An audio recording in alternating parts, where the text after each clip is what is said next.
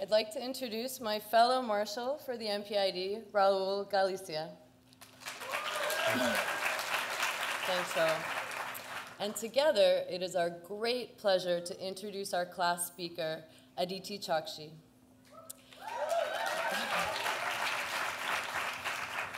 Aditi is an outstanding member of our MPID class, and she's really an excellent human being. As many of you know, our program is largely focused on economics, and Aditi is an excellent economist, but what really shines through about her is her heart. She's here to make a difference, and it's everything in everything she does. We are very proud to present Aditi, who represents the Master in Public Administration and International Development class of 2013. I leave you with Aditi.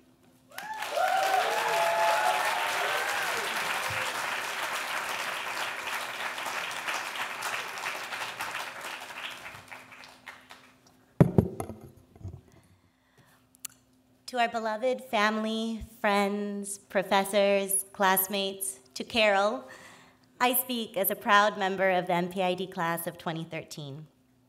One summer afternoon, before I arrived at HKS, I was working out my finances for the next few years, figuring out when my savings would deplete, when I'd hit that dreaded negative territory. My dad had been silently peering behind me before he finally interrupted and said, "Beta," which means sweetheart in Hindi, "where did we go wrong with you? You went into debt to study poverty." Sorry, Dad.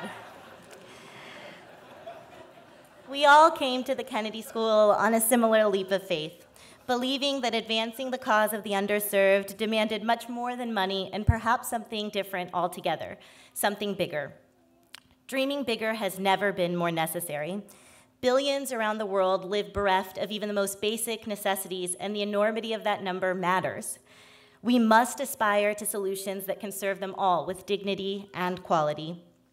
We dream bigger after our time at the Kennedy School, not only because of what our professors and classmates taught us, but also because they gave us their precious vote of confidence. We dream bigger because in them we found the solidarity of lifelong friends and mentors. We dream bigger also because we've been inspired by the fortitude of those around us, like my classmate Gavin.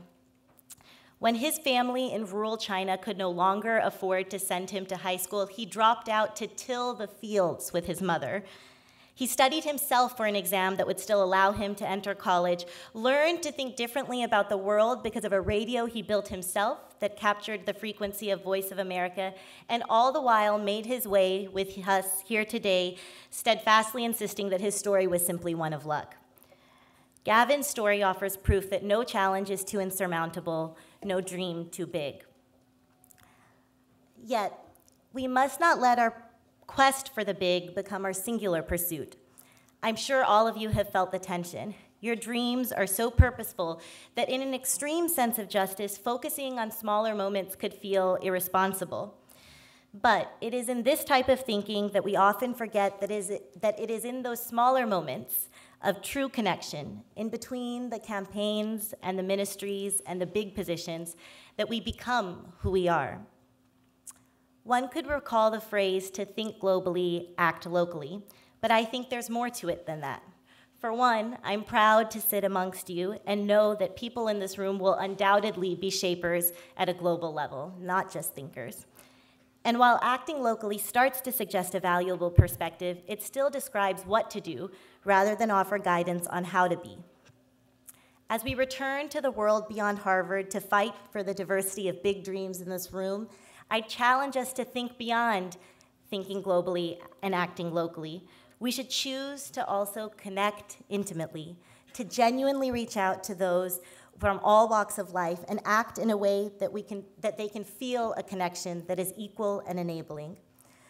Often, we have so much more in common with others than we recognize. No one has given me this awareness more than my rockstar younger brother, Anand. Anand goes to the Monarch School, a phenomenal school for children with neurological differences. His late-night phone calls and emails about algebra or essay structure, they are my constant reminder that while my friends and I may have worked hard, Anand and his friends also work hard, perhaps harder. One way I've thought about the difference between serving and helping is that when we serve, We must have what it takes to prove that we've come to work with someone because we're equal, defined by the equality of our humanness, not by differences in our intellect or character, certainly not by the unjust inequities of our material and social circumstances. Yet doing so, earning that trust, is incredibly hard, especially with a Harvard degree attached to our names. Doing so is hard unless we carve out the time to step away from our office, trading our computer for the community. Doing so is hard unless we shed our desire to be seen and do the invisible work of seeking out those moments that are truly selfless, where it's up to only ourselves to see if we'll do what it takes to connect and enable someone else to succeed. Given how much I've grown from connecting intimately with those ostensibly different from me, I have a quiet confidence that we will all similarly be prepared for our bigger moments because of how we are conditioned in these smaller ones.